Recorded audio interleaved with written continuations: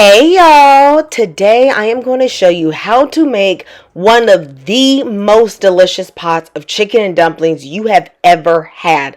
This is genuinely one of my best recipes. Now, not only am I going to show you how to make this with a rotisserie chicken to save a little bit of time, I'm also going to teach you every tip, trick, and secret there is to know about making sure your rolled dumplings do not fall apart in the pot. Even though I am using rotisserie chicken, please feel free to use like a whole chicken that you boil, or you can even use bone-in chicken thighs for that flavor. I'm going with the rotisserie chicken today because, honey, I just want to get this done. All right. So what I'm going to do is that I'm going to take off all that broth that has gelled together at the bottom and put that aside in a bowl.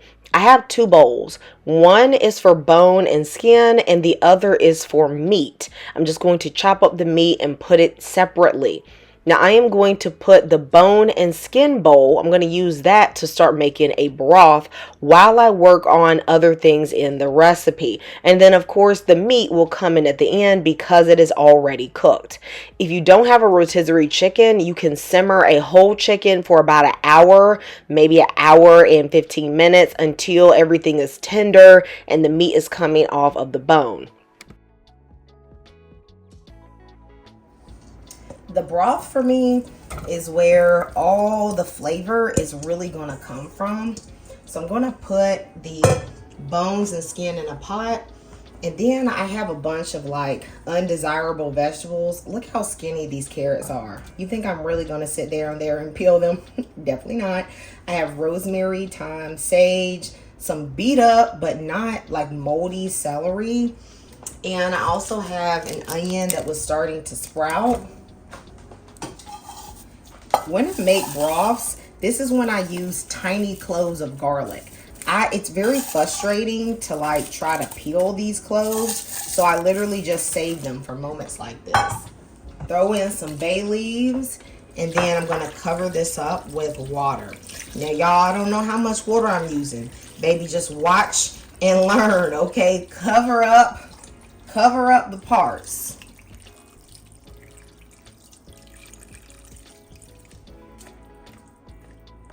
I'm gonna cover this up and I'm gonna let this come to like a simmer. I'm gonna let this simmer for at least 30 to 35 minutes. Today's video is sponsored by Factor.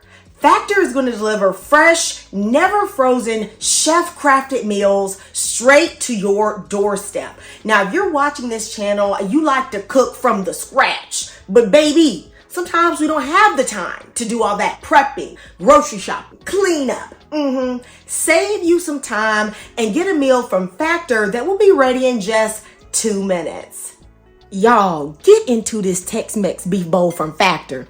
Y'all see it with the little green chili sauce, the cauliflower rice. Oh my gosh, this one keto, y'all. When I tell y'all I would eat this for dinner any day, so I ain't got to be cooking after come home from work. Honey, you better get you some. Head to factor75.com or click the link below and use code 50Camira to get 50% off, plus free shipping on your first Factor box. That's code 50Camira at factor75.com to get 50% off, plus free shipping on your first Factor box. Y'all, if you do what I'm telling you to do right now, you are going to have the perfect dumplings. So I have 2 cups of all-purpose flour. Into that, I'm adding half a teaspoon of baking powder and a teaspoon of salt. I'm also going to flavor the dumplings because if not, you know, it's a flour ball, okay? So just add a little thyme, a little bit of pepper, a little bit of garlic powder, maybe onion powder. Just add a little bit of flavor, but nothing overwhelming. I have 4 tablespoons of cold butter. I have cut it up, and then I'm just going to use my fingers. That's right, the best kitchen instrument. We don't need no fork. We don't need no pastry cutter. We don't need none of that, baby. We going old school. Rub that butter into the flour until it becomes like a wet sand. So I can squish it together and it's going to hold shape. But then when I push it, it just crumbles on apart.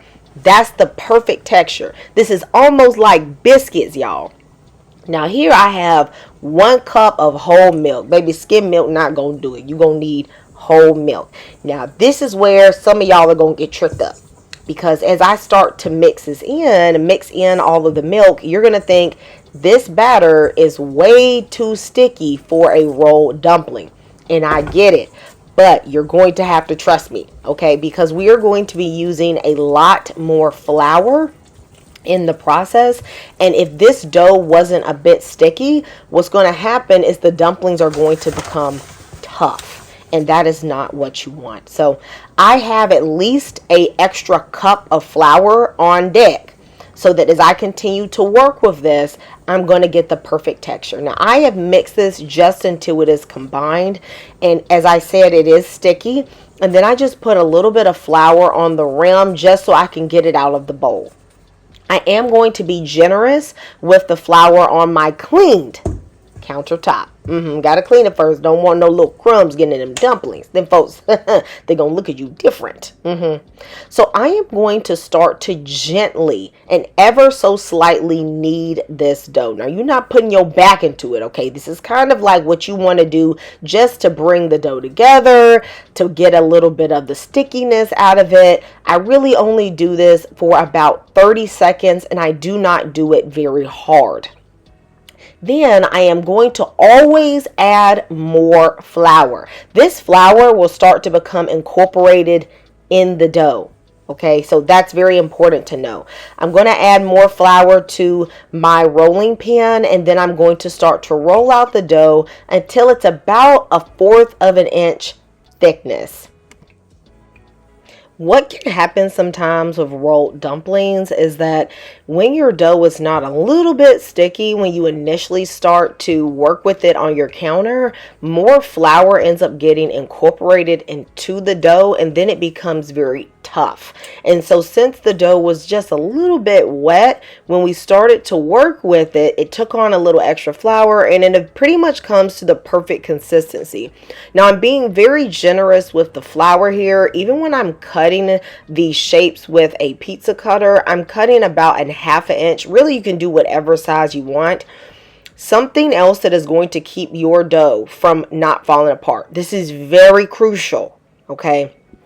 Once I have cut my shapes, I am going to peel them off my counter. I'm going to kind of toss them in the flour, and then I'm going to let them sit for about 15, 20 minutes, or even 30 minutes is fine. Doing this is going to slightly dry out the dumplings, and it's going to sort of seal them so that they will not fall apart in the broth. Now, while all that is going on, okay, I'm going to chop up some vegetables. What I find very funny is that vegetables seem to be a bit controversial in chicken and dumplings. I had some unexpected pushback in my other videos where people were saying you can't put celery, or you can't put garlic, or you don't put carrot in their chicken and dumplings. Honey, all I got to tell you is, baby, you do what you want to do at your house, and I'm going to do what I want to do at my house, okay? At this point, we have been doing all this multitasking, and baby, the broth is done. So I'm going to strain it out, and make sure you put a bowl at the bottom. I've heard of people that put the strainer and they accidentally drain all the broth into the sink. Oh my gosh, you gonna drain all the flavor. So baby, this the broth, and it look real good, okay? And so I'm gonna put my pot back on the stove, and then add about 3 to 4 tablespoons of butter. Yes, you heard me right. We add more butter. And so we're going to add that, and then we're going to put in all of the veggies. We are going to saute the veggies for about 6, maybe 7 minutes until they start to brown. I took 3 tablespoons of flour from that counter, y'all. I just scraped it off, and then I took that and I threw it in the pot. We are trying to make a type of gravy. The way I grew up having chicken and dumplings, it was not a soup really, and it wasn't truly a stew.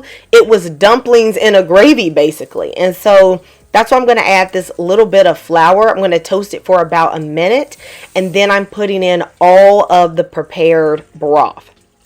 Then I am going to season the broth with a packet of chicken bouillon. You could just use salt. I know some people don't like these. I actually should have added pepper and everything right now, but I ended up adding it a bit later. Then I'm putting in all of my chicken. Even though the chicken is cooked, it is cold. So I'm going to put it in right now. Now this is another tip and trick for y'all. Pay attention. When you add your dumplings, put them in different places around the pot. That way they're not going to stick together. And then when you need to make more room, very gently push the dumplings aside. Another reason why your dumplings tend to fall apart is because you stir too aggressively or your temperature is too high. Right now my temperature is on about a 4 on an electric stove. That is a medium low. This is not going to come to a bubble or a boil while the dumplings are cooking, and they are going to take about 15 to 20 minutes to cook, and I cook them uncovered. I just make sure every once in a while I just kind of tap them down so that they're covered in the broth. Once the dumplings were cooked, I just felt like the broth needed a little bit more flavor, so I went in there with some Better Than Bouillon chicken base, a little bit more pepper, just adjusted the seasonings to my taste, okay? Because when you're in the kitchen, you got to taste to cook. I'm going to very gently stir that in, and I'm going to finish this with about a half of a cup of evaporated milk. You could use heavy cream, but honestly, the pot is so rich that it's not needed. Just some evaporated or whole milk is enough to give that creaminess and sort of meld everything with the butter and flour that's already in the pot. This is absolutely incredible. It is decadent, it is comforting, it is warming, it reminds you of home. I absolutely love this recipe, and the dumplings are tender. They're not chewy, they're not dense, they are perfect. I'll see you next time, guys. Goodbye and God bless.